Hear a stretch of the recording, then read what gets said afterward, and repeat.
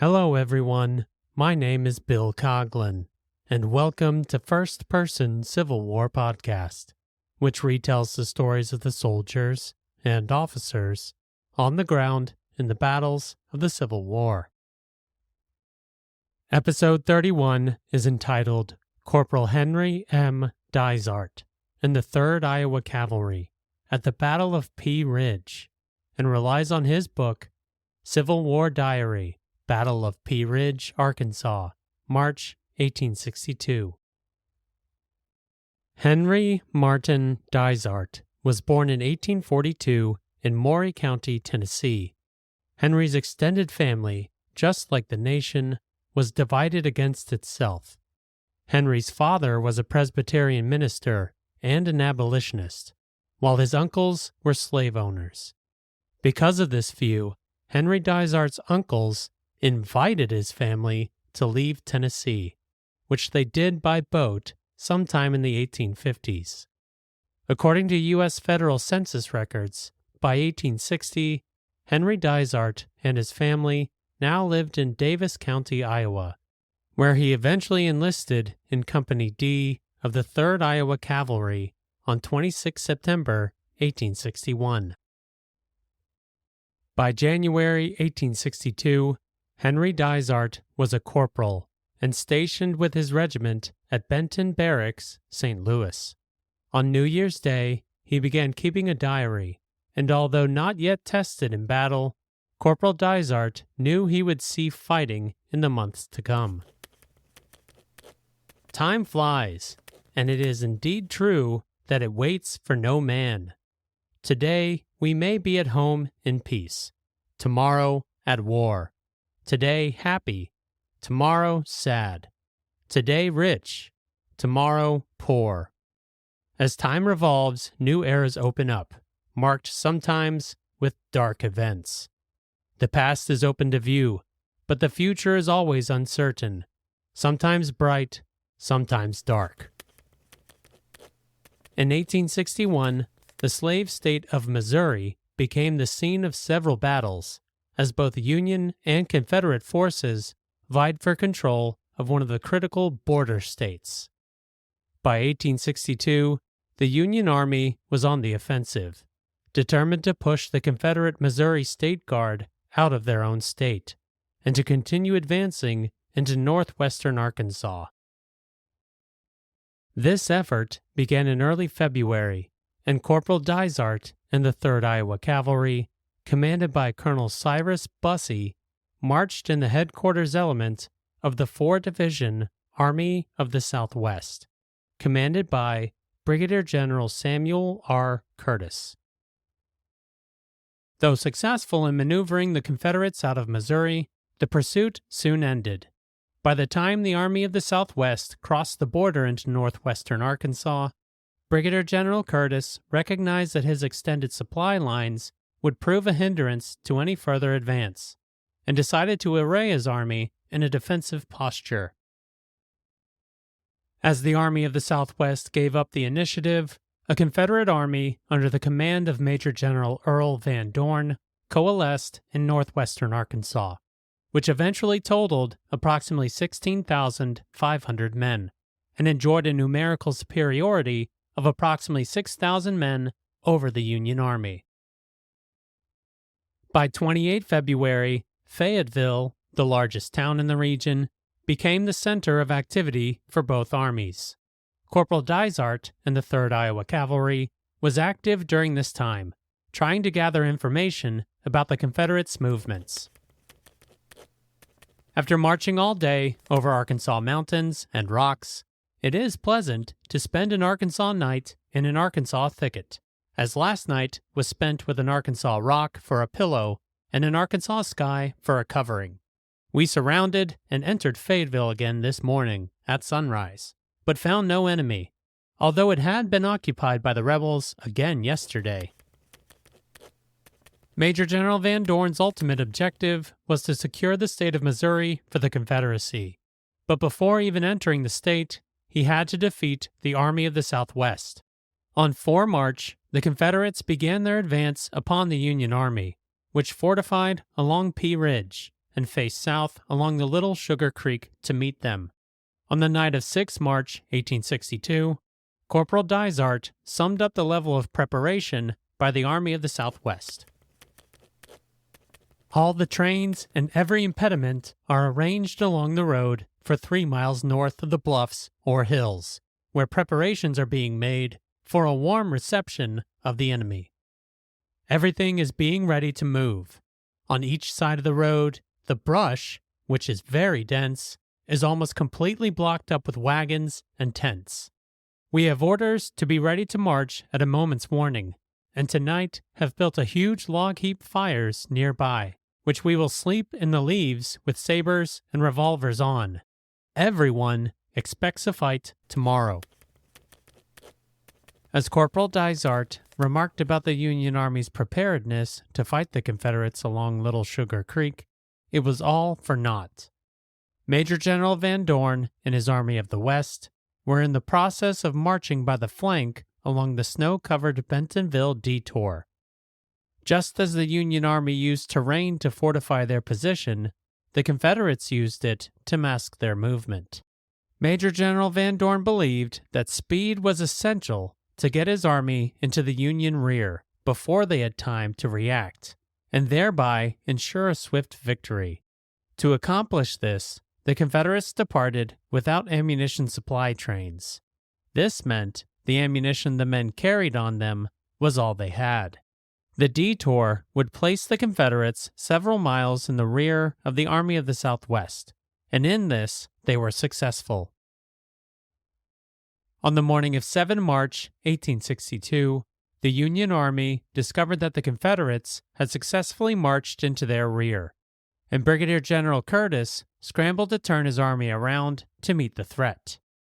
He ordered Colonel Peter J. Osterhaus, commander of the 1st Division, to turn around and form the left flank of the army. To prevent the enemy from still more strengthening their position in our rear, and to engage a part of his forces, General Curtis ordered me to make a demonstration on their right flank towards Leetown, and, if necessary, on the Bentonville and Cassville Road.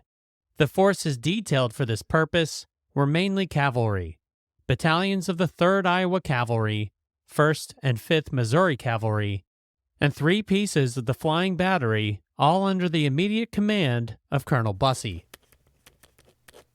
Corporal Dysart heard movement to the west throughout the night and surmised that the Confederates were on the move.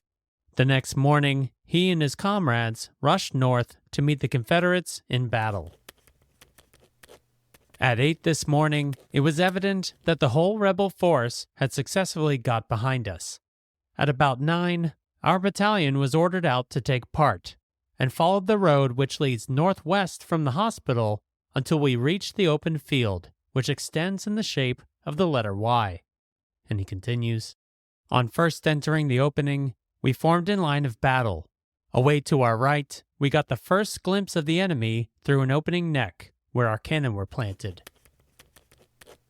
What Corporal Dysart saw from their position in the Foster Farm was the entire right wing of the Confederate Army, tiredly marching along the Ford Road toward Elkhorn Tavern. Pushed throughout the night, the Confederates were exhausted and several hours behind the scheduled link-up with the other Confederate wing at the tavern, which was still east of their position. As Corporal Dysart witnessed the 1st Missouri Flying Artillery open fire on 7 March 1862 upon the Confederates along the road, they were some of the first shots of the Battle of Pea Ridge. These, when fired, seemed to throw them into confusion. The ground was low and in fair view of us where we were in line. I could distinguish officers rushing to and fro in wild excitement, seemingly preparing for an advance on us. The first Confederates to organize an advance upon Corporal Dysart, the 3rd Iowa Cavalry, and the rest of the small Union force was Brigadier General James M. McIntosh's Cavalry Brigade, which consisted of the 3rd, 6th, 9th, and 11th Texas Cavalry Regiments, as well as 2 separate cavalry battalions. Colonel B. W. Stone, commander of the 6th Texas Cavalry, formed and charged upon Corporal Dysart and the Union Cavalry in Foster's Farm. The 5 mounted regiments under the command of the late General McIntosh were formed in column in timbers west of the field occupied by the enemy, and were thus marched into the field.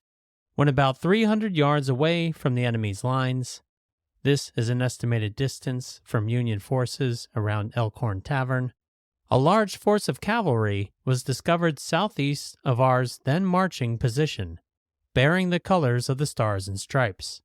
At this moment, from that point, 3 heavy guns opened upon our columns a most destructive and galling fire, which mainly affected our 2nd battalions. The regiment of Colonel Greer, that is, the 3rd Texas, was on our extreme right, and next was the regiment under my command. At this moment, the order was given to charge, and in an instant, our gallant columns were pouring a destructive fire in the face of the enemy, and at once they abandoned their guns. After the artillery opened fire, Colonel Bussey formed the 3rd Iowa Cavalry into a marching column and met the Texans in what he described as a running cavalry fight. From Corporal Dysart's point of view, the fighting was intense. We had remained in line of battle only a few moments when we were led in column of 4s along the road north, and while in motion and just opposite the nook where our battery was planted, 5 times our numbers charged upon us through the nook and past the battery, which was now taken. Being in column of 4s and so suddenly overwhelmed, we were thrown into confusion, yet almost every man fought until overpowered in hand-to-hand conflict. With the entire Confederate wing in the immediate area, they could bring more forces into the fight. Brigadier General Albert Pike maneuvered 2 of his regiments, the 1st and 2nd Cherokee Mounted Rifles, from the Ford Road through some woods and managed to flank the Union Cavalry. Corporal Dysart credits the appearance of this brigade as the turning point in the fighting around the Foster Farm. I have read in history of and seen depicted the horrors of battle, where foe measured arms with foe in mortal combat. But here my own eyes witnessed them. In every direction I could see my comrades falling. Horses, frenzied and riderless, ran to and fro. Men and horses ran in collision, crushing each other to the ground. Dismounted troopers ran in every direction. The scene baffles description. Had I weeks of leisure, I might perhaps give some idea of the scene, but cannot buy the campfire in haste. The Union position was overrun and routed. The Iowans and Missourians who were not captured broke in any direction they could.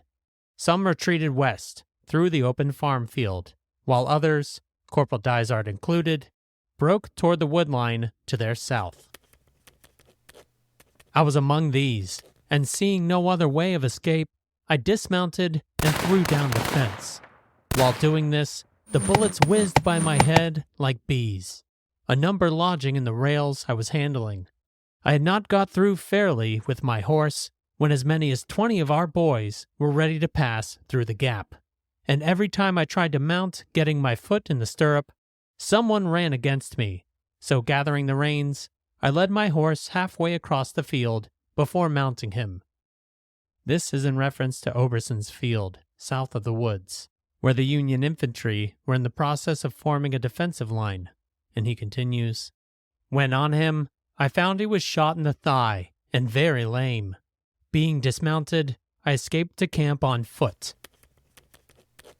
For the remainder of the day, the Union Army held 2 unconnected defensive lines, one at Oberson's Field and the other at Elkhorn Tavern.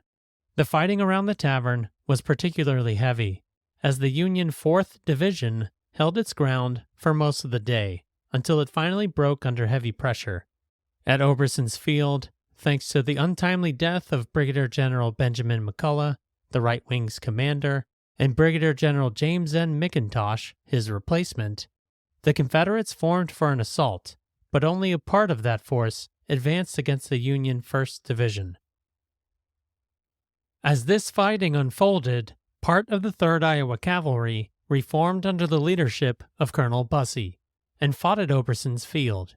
Corporal Dysart, with his horse lamed in the morning fight, remained in the regimental camp for the rest of the day. Though Elkhorn Tavern was now in Confederate hands, the Union Army stabilized their line in a series of fields southeast of the tavern, and it was at this location that both armies concentrated their forces to fight the next day. On 8 March 1862, Corporal Dysart was detailed with caring for the regimental wounded at the Army Field Hospital. Though not in the fight, he was close enough to still hear the battle, and provided an interesting insight on how the men around the hospital reacted to news from the front line. All were in suspense and anxious for results, for today must decide the battle. Regiments moved along the road by where I was waiting on the wounded. Both men and officers were as lively and jovial as if going to a corn husking. During the whole forenoon, hundreds of stragglers were in camp. Some had lost their guns, some were sick, some lame, some sent to wait on the sick. Idle men stood about in squads away from their companies on 1,000 different excuses. Men continuously hurried back and forth between the battlefield and the camp. Each one was halted at almost every step by crowds of anxious fellows who asked 1,000 questions. How is the battle going? Who is retreating? Do the enemy fall back? Anxiety grew to such a fever pitch that Corporal Dysart witnessed the Army supply trains departing for the south. But in reality, such an escape was not needed. With his army fully arrayed, Brigadier General Curtis massed his artillery in what was up to that point the largest artillery barrage of the war, and it became apparent that the Confederate artillery had run out of ammunition and could not match the Union artillery in firepower. Brigadier General Curtis ordered the entire army to charge, which routed the Confederate army, and the Battle of Pea Ridge ended in a decisive Union victory. Henry M. Dysart's diary concluded with an entry on 21 January 1863, but his service in the 3rd Iowa continued in the war. He was captured on 1 May 1863 in Arkansas, but returned to the regiment and mustered out of service on 15 September 1864. He returned to Iowa, where he worked at a newspaper and as a librarian. In 1965, Henry M. Dysart's diary was donated to the Pea Ridge National Military Park, where it remains today, while the University of Iowa maintains a digitized version. Thank you for listening to the 31st episode. The link to Corporal Dysart's book is now available on the podcast website, firstpersoncivilwarpodcast.com. On Facebook, Instagram, X, and LinkedIn this week, you will find an illustration of the Battle of Pea Ridge from Harper's Weekly and a picture of Henry M. Dysart's promotion orders to corporal. I'd like to thank Jordan from Iowa for the suggestion of Corporal Dysart's story and the picture of his promotion orders.